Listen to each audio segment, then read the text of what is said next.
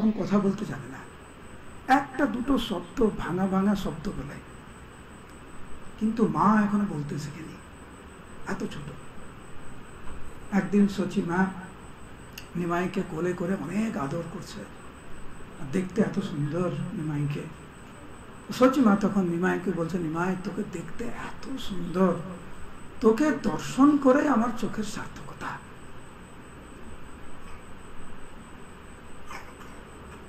তোকে সন্তান রূপে গ্রহণ করে মা হওয়ার সার্থকতা আমি অর্জন করেছি। তুই আমাকে একবার মা বলে ডাক, তুই আমাকে একবার মা বলে ডাক। সেই মা ডাকতে শ্রবণ করে আমি কর্ণের সার্থকতা করি। এত আদর করে নিমাইকে বলছে। নিমাই শুধু হা করে মায়ের দিকে তাকিয়ে আছে, বলে তুমি বলছোটা কি? ছোট্ট তো, কথা বলতে জানে না।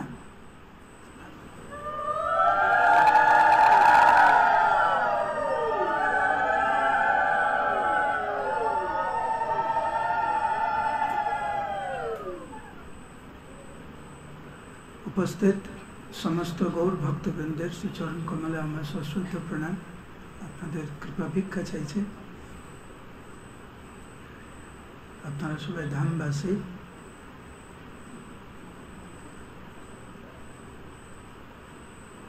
গতকাল আমরা শ্রবণ করলাম কিভাবে শ্রীমান মহাপ্রভু দীক্ষা নেওয়ার পরে আর নবদ্বীপে ফিরতে চাননি। উনি আর সংসার জীবনে ফিরতে চাননি। ওনার জীবনের একমাত্র উদ্দেশ্য কৃষ্ণকে পাওয়া, কৃষ্ণের সেবা করা পূর্ণরূপে।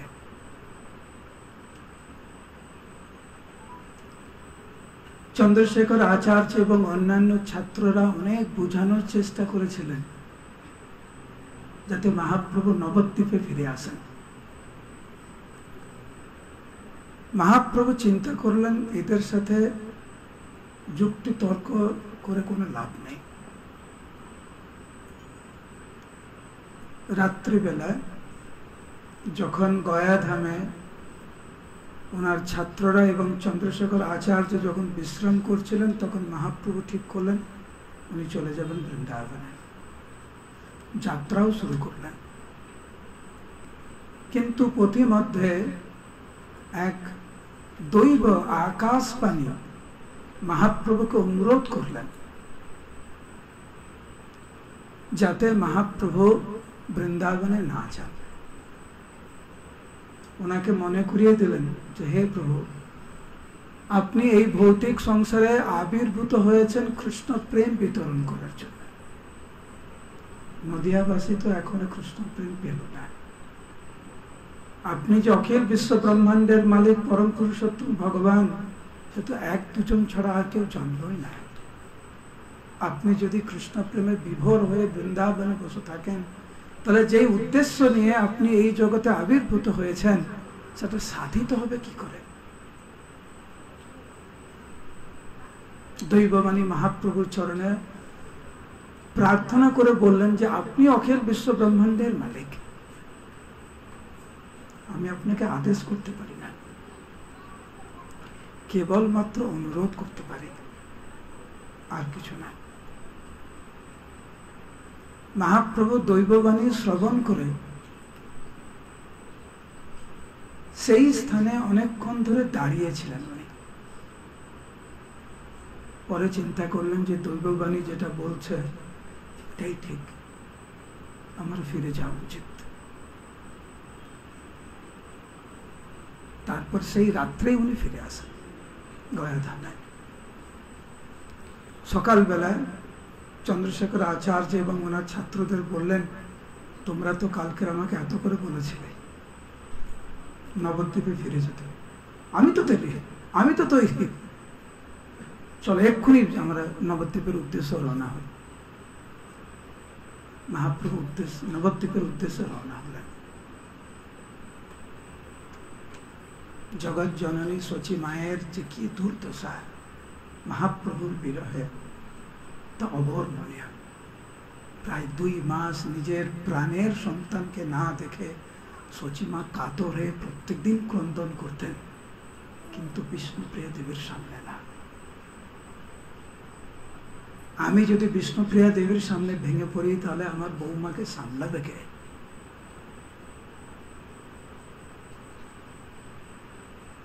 স্বস্থানে একাকী সচিমা ক্রন্দন করতেন নিমাইয়ের বিরহে, কিন্তু বিষ্ণুপ্রিয়া দেবীকে সান্ত্বনা দেওয়ার জন্য নিজে বাহ্যিকভাবে খুব কঠোর হলেন এবং বিষ্ণুপ্রিয়া দেবীকে সান্ত্বনা দিতেন প্রত্যেকটা দিন।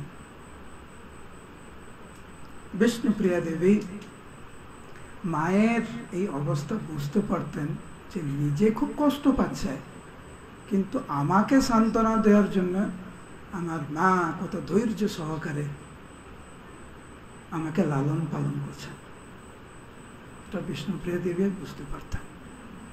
দুইজনেই দুইজনের অবস্থা বুঝতে পারছেন, দুইজনেই নিজেকে শান্ত রাখার চেষ্টা করছে, কিন্তু দুইজনের পক্ষেই সম্ভব নয়।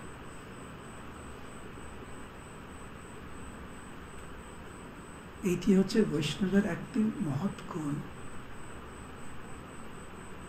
নিজের দুঃখ, নিজের প্রতিবন্ধকতাকে এত গুরুত্ব না দিয়ে অপর ভক্ত কিভাবে সুরক্ষিত থাকবে ভক্ত জীবনে, সেই জন্য আরো বেশি সচেতন ভক্ত। তা না হলে প্রভুপাদ 70 বছর বয়সে বৃন্দাবন ধাম ও রাধা গোবিন্দ মন্দিরে উনি ছিলেন নিজের সাধন ভজন নিয়ে এবং গ্রন্থ রচনা নিয়ে। দুটো হার্ট অ্যাটাক নিয়ে উনি আমেরিকায় কেন গেলেন? জীবের দরদ ও দুঃখী ছিল প্রভুপাদ।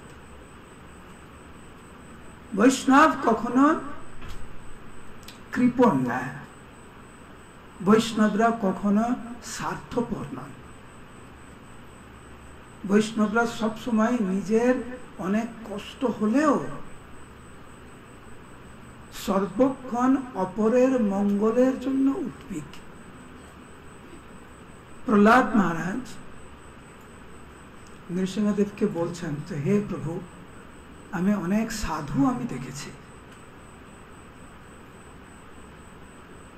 কিন্তু বেশিরভাগ সাধুরা তারা নিজেদের স্বার্থে, কেবলমাত্র নিজেদের আধ্যাত্মিক কল্যাণার্থে সংসার আদি ত্যাগ করে বৃন্দাবনে গিয়ে সাধন ভজন করেন বা কোনো পর্বতের গুফাতে গিয়ে নীরবতা বজায় রেখে সাধন ভজন করেন। কিন্তু প্রভু, আমিও যদি ওই রকম হয়ে যাই তো এই বোকাদেরকে উদ্ধার করবে কে? এরা তো মূর্খ, কেবলমাত্র আত্মকেন্দ্রিক জীবনে এরা ব্যস্ত। সেই জন্য প্রভু, আমি একা ভগবত ধাম যেতে চাই না, আমি সবাইকে নিয়ে ভগবত ধাম যেতে চাই। এ হচ্ছে বৈষ্ণবের ভাব। এইখানে আমরা জগৎ জননী সচিমা এবং বিষ্ণুপ্রিয়া দেবীর মধ্যে এই বৈষ্ণবের যে গুণ, একে অপরের পাশে থাকা, আমরা দেখছি। দুইজনেই খুব কষ্টে আছেন মহাপ্রভুর বিরহে, কিন্তু দুইজনেই দুজনের পাশে। বিষ্ণুপ্রিয়া দেবী ওনার সবচাইতে ঘনিষ্ঠতম বন্ধু বা বান্ধবী, যার নাম কাঞ্চনমালা, কাঞ্চনমালা দেবীর সাথে বিষ্ণুপ্রিয়া দেবী সবকিছু খুলে বলতেন, মনের সবকিছু খুলে বলতেন। কাঞ্চনমালাকে বলছেন বিষ্ণুপ্রিয়া দেবী, দেখো বান্ধবী, আমার প্রভু আমাকে বলে গেল খুব তাড়াতাড়ি ফিরে আসবো, কিন্তু দেখো আজকে 2 মাস হয়ে গেছে, আমি প্রাণ ধারণ করবো কি করে? আমার কষ্ট হচ্ছে নিজের জন্য নয়, আমার এই কথা চিন্তা করে বেশি কষ্ট হচ্ছে যে মহাপ্রভুকে প্রসাদ পাওয়াচ্ছে কে?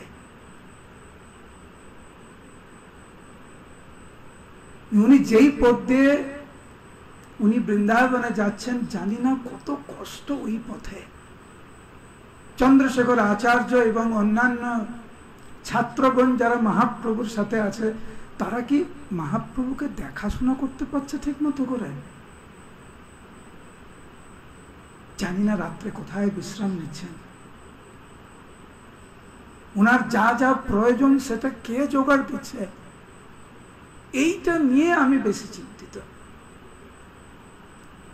তো এইভাবে যখন সচিমা এবং বিষ্ণুপ্রিয়া দেবী মহাপ্রভুর বিরহে দিন যাপন করছিলেন নবদ্বীপ ধামে, হঠাৎ করে দুইজনে শ্রবণ করলেন যে শ্রীমান মহাপ্রভু নবদ্বীপে আগমন। সচিমা বিষ্ণুপ্রিয়া দেবীর সাথে সাথে সারা নবদ্বীপবাসী আনন্দে মত্ত হয়ে উঠলেন। নবদ্বীপের ঘরে ঘরে আনন্দ ধ্বনি উঠল, কারণ মহাপ্রভু সবার প্রিয় নবদ্বীপে, নদিয়াতে, যাকে তর্কে উনি পরাজিত করেছেন, তিনিও মহাপ্রভুকে প্রাণের থেকেও ভালোবাসেন। মহাপ্রভুর ছাত্ররা তো মহাপ্রভুকে খুবই ভালোবাসেন, যারা আপাত দৃষ্টিতে মহাপ্রভুর দ্বারা পরাজিত তারাও মহাপ্রভুকে খুব ভালোবাসেন। কেউ মহাপ্রভুকে ছাড়া থাকতে পারে না। এতদিন যাবৎ পরে মহাপ্রভু ফিরে আসলেন নবদ্বীপে। সচিমা বিষ্ণুপ্রিয়া দেবী মহাপ্রভুকে দেখে আনন্দে ক্রন্দন করতে লাগলেন।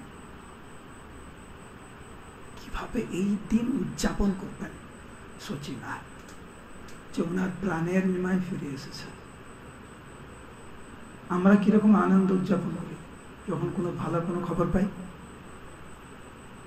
জানি না কে কিরকম উদযাপন করে, সবার ধরন আছে। কেউ নাচানাচি করে, কেউ গিয়ে ভালো করে রেস্টুরেন্টে খেয়ে আসে, ভালো পরীক্ষায় ফল করেছি, বাবা আমাকে বলে আমি তো ফার্স্ট হয়েছি, ভালো করে খেতে দাও এখানে, বা আমি 90% পেয়েছি, কিছু একটু করো, কিছু গিফট দাও। সবার কিন্তু আলাদা আলাদা ধরন আছে আনন্দ প্রকাশ করার জন্য। সচিমা কিভাবে আনন্দ প্রকাশ করেছিলেন এটা আমাদের জানা দরকার। বৈষ্ণব কিভাবে আনন্দ প্রকাশ করেন। ছোট্ট নিমাই, একটু আগে ফিরে যাচ্ছে। আরে নিমাই তখন কথা বলতে জানে না, একটা দুটো শব্দ ভাঙা ভাঙা শব্দ বলে, কিন্তু মা এখনো বলতে শিখেনি, এত ছোট। একদিন সচিমা নিমাইকে কোলে করে অনেক আদর করছে, আর দেখতে এত সুন্দর নিমাইকে। সচিমা তখন নিমাইকে বলছে, নিমাই তোকে দেখতে এত সুন্দর, তোকে দর্শন করে আমার চোখের সার্থকতা।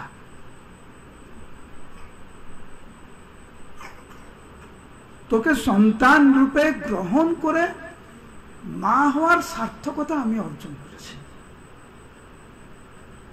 তুই আমাকে একবার মা বলে ডাক, তুই আমাকে একবার মা বলে ডাক। সেই মা ডাকটি শ্রবণ করে আমি কর্ণের সার্থকতা করি। এত আদর করে নিমাইকে বলছে। নিমাই শুধু হাঁ করে মায়ের দিকে তাকিয়ে আছে, বলে তুমি বলছোটা কি? ছোট্ট তো, কথা বলতে জানে না। আর সচিমা বারবার এটা বলছে, তুই একবার আমাকে মা বলে ডাক, একবার। মাকে খুশি করার জন্য এই নিমাই প্রথমবার, একবার না বারবার এই প্রথম মা বলে ডাকতে শুরু করলেন। সচিমা এত আনন্দ পেয়েছে, সে আনন্দ প্রকাশ করবে কি করে? সচি মায়ের কাছে আজ হচ্ছে মহোৎসবের দিন। কিসের মহোৎসব? যে আজ এই দিনে আমার সন্তান আমাকে মা বলে ডেকেছে, কিছু একটা করা উচিত। তৎক্ষণাৎ উনি আদেশ দিলেন ওনার সেবকদেরকে, বাজার থেকে আজকের সবচাইতে ভালো ভালো শাকসবজি সব নিয়ে আসো, আজকের বৈষ্ণব সেবা হবে। বৈষ্ণবদেরকে ডাকো, আজকে আমার বাড়িতে বৈষ্ণব সেবা মহোৎসব। তো বৈষ্ণবদেরকে নিমন্ত্রণ করলে হলেন। বৈষ্ণবরা জিজ্ঞাসা করছে, আজকে সচি মায়ের জগন্নাথ মিশ্রের বাড়িতে বৈষ্ণব সেবা কি উপলক্ষ? এই উপলক্ষ আজকের ছোট্ট নিমাই সচি মাকে মা বলে ডেকেছে। তো বৈষ্ণবদের আনন্দের প্রকাশ হচ্ছে বৈষ্ণব সেবার মাধ্যমে। এরকম না যে আজকে ভালো দিন, যাই একটা নিজে ভালো কাপড় কিনে নিয়ে আসি, ওটা করতে পারেন, ওটাও ঠিক আছে, হ্যাঁ, ওটা খারাপ না। অ্যাটলিস্ট কমপক্ষে আপনারা তো জামা কাপড় কিনে ভালো করে বেশভূষা করে মন্দিরে যাবেন, উৎসবে ভগবান দর্শন করবেন, ভালো। কিন্তু সর্বশ্রেষ্ঠতম উপায় আনন্দ প্রকাশ হচ্ছে বৈষ্ণব সেবার মাধ্যমে। আজকের আনন্দের সীমা নেই। কেন? মহাপ্রভু ফিরে এসেছেন নবদ্বীপে। তাই সচিমা আজকের বড় বৈষ্ণব সেবার আয়োজন করছেন ওনার বাড়িতে, এই মহোৎসব উদযাপন করার জন্য যে আজকের নিমাই ফিরে এসেছে। নিমাই খুব খুশি। কেন? যে মা যথার্থ রূপে উৎসব উদযাপন করছে।